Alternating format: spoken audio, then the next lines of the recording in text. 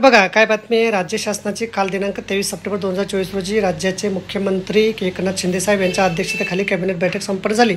सदर बैठकीमध्ये विविध महत्त्वपूर्ण निर्णय घेण्यात आले। यामध्ये राज्यातील कर्मचाऱ्यांच्या बाबतीत 4 महत्त्वपूर्ण निर्णय घेण्यात आले।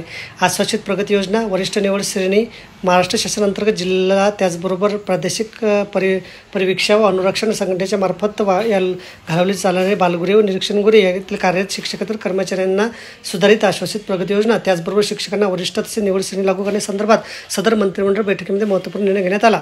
सदर शिक्षकांना चट्टोपाध्याय आयोगाने लागू करण्यात आलेली निवड श्रेणी वरिष्ठ श्रेणी निर्णयाच्या अनुषंगाने सदर शिक्षकांना थकबाकी देण्याकरता 2,71,00,000 व प्रतिवर्ष 68,75,000 रुपये इतकी रक्कम खर्च करण्यास सदर निर्णयानुसार मान्यता देण्यात आली आहे।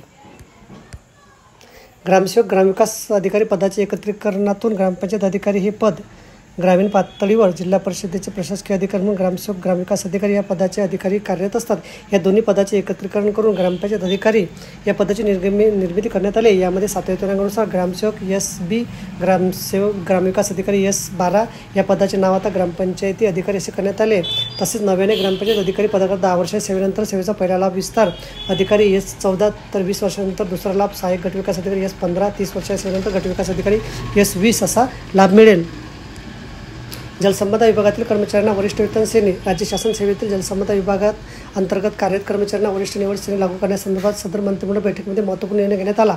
यामध्ये नमूद करण्यात आले आहे की ज्या कर्मचाऱ्यांना शासन निर्णय दिनांक 29 सप्टेंबर 2003 नंतर कामानुसार हुद्द्यानुसार वेतनश्रेणी लागू करण्यात आली आहे, अशा कर्मचाऱ्यांना त्यांच्या हुद्द्यानुसार वेतनश्रेणी दिनांक 29 सप्टेंबर 2023 पासून लागू करण्याचा व सदर अनुदेय थकबाकीची रक्कम अदा करण्यासंदर्भात महत्त्वपूर्ण निर्णय घेण्यात आलेला आहे।